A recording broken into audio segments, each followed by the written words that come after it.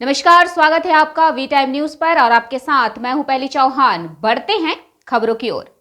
भाजपा के वरिष्ठ नेता सह बिहार सरकार के पूर्व मंत्री नितिन नवीन ने आज भाजपा प्रदेश कार्यालय में एक प्रेस वार्ता कर संवाददाताओं को जानकारी देते हुए कहा कि भाजपा 13 जुलाई को विधानसभा का पैदल मार्च करेगी, जिसमें हजारों की संख्या में कार्यकर्ता विधानसभा की तरफ पैदल मार्च करेंगे। पूर्व मंत्री नितिन नवीन ने प्रेस वार्ता में संवाददाताओं के सवाल पर जवाब देते हुए कहा कि बिहार के मुख्यमंत्री नीतीश कुमार पर जमकर अपनी भड़ास निकाली और वर्तमान महागठबंधन की सरकार पर कई तरह की आरोप लगाए। उन्होंने आगे कहा कि शिक्षा के क्षेत्र में जहां एक तरफ आईपीएस और दूसरी तरफ मंत्री की बहस की जंग छिड़ी हुई है, तो दूसरी तरफ सरकार की किरकिरी हो रही है। इस पर नीतीश कुमार एक्शन नहीं ले रहे हैं,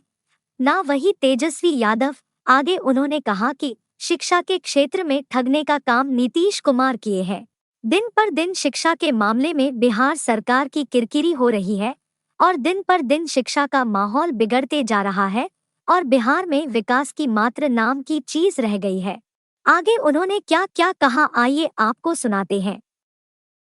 मुख्य रूप से माननीय उप मुख्यमंत्री तेजस्वी यादव और माननीय मुख्यमंत्री नीतीश कुमार जो लगातार बिहार के युवाओं को ठगने का काम कर रहे थे और आज सरकार के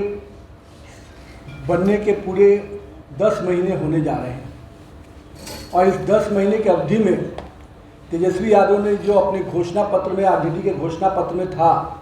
कि 10 लाख नौकरी का जो रेवड़ी बांटा था उन्होंने,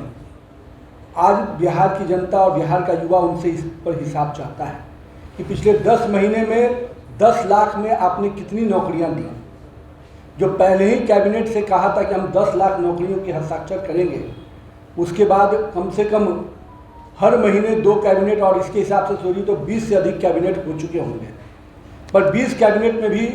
10 लाख नौकरी का सिग्नेचर नहीं हो पाया। ये तेजस्वी यादव की नाकामी दिखती है और बहुत स्पष्ट है। उन्होंने अपने लिए तो रोजगार उत्पन्न कर लिया, पर बिहार के युवाओं को रोजगार देने का जो वादा किया था वो पूरी तरह से वादा खिलाफी दिख रहा है। साथ ही साथ पिछले वर्ष आपने देखा था कि 15 अगस्त को माननीय मुख्यमंत्री जी जो पहले कहे थे कि 10 लाख नौकरी का खजाना में से पैसा कहाँ से आएगा, जब तेजस्वी यादव ने विषय उठाया था, और अब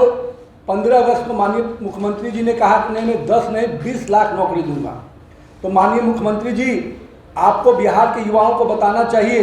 कि 10 महीने में आपने कितनी नौकरियां दी 20 लाख में, और आने वाले कुछ और महीने जो आपके सरकार के बचे हैं उसमें आपके नौकरी देने का क्या रोड मैप है, क्योंकि पूरी तरह से बिहार के लोगों को आपने लटकाने का, भटकाने का काम किया है। और मेरा ये मानना है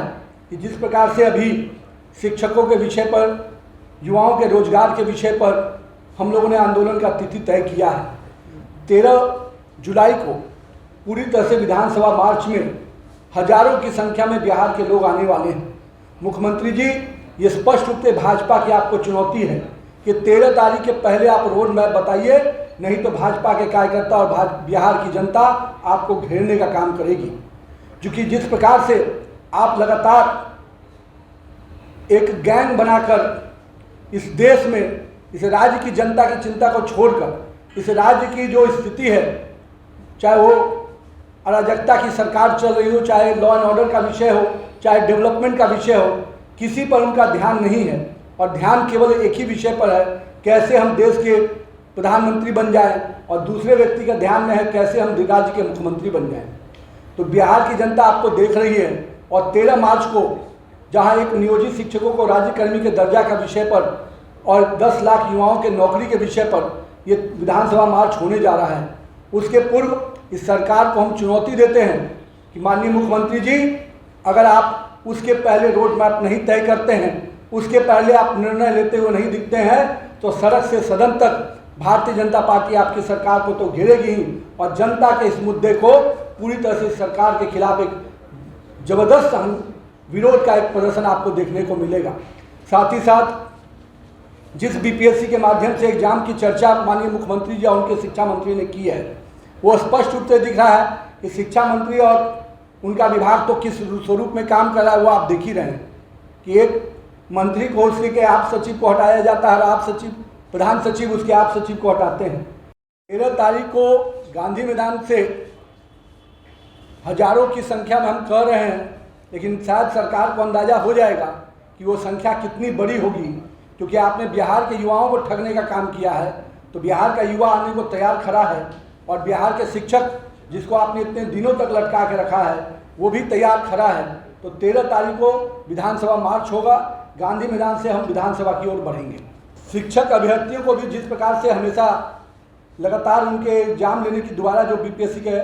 बात आ रही है, मेरा मानना है कि अभी तक जितने बड़े पैमाने पर शिक्षक अभ्यर्थियों को एग्जाम देने का आवेदन देना चाहिए था, उन लोगों ने नहीं देकर स्पष्ट रूप से अपना विरोध दर्ज किया है और 11 तारीख को उनका भी प्रदर्शन होने जा रहा है। तो कहीं ना कहीं इस सरकार को अब सड़क पर घेरने की तैयारी शुरू हो गई है। आप सब साथ में आएंगे? निश्चित रूप से हम सब साथ में आएंगे। हम बिहार के युवाओं को रोजगार देना चाहते हैं। तेजस्वी यादव अपना रोजगार लेकर विदेश प्रवास पर हैं। मंत्री और प्रधान सचिव में ही नहीं पटे, वो विभाग का क्या स्थिति है वो आप समझ सकते हैं। और उस विभाग के दृष्टि से जो इस परिस्थितियां बनी है कि आज बिहार में शिक्षा व्यवस्था पूरी तरह चौपट है।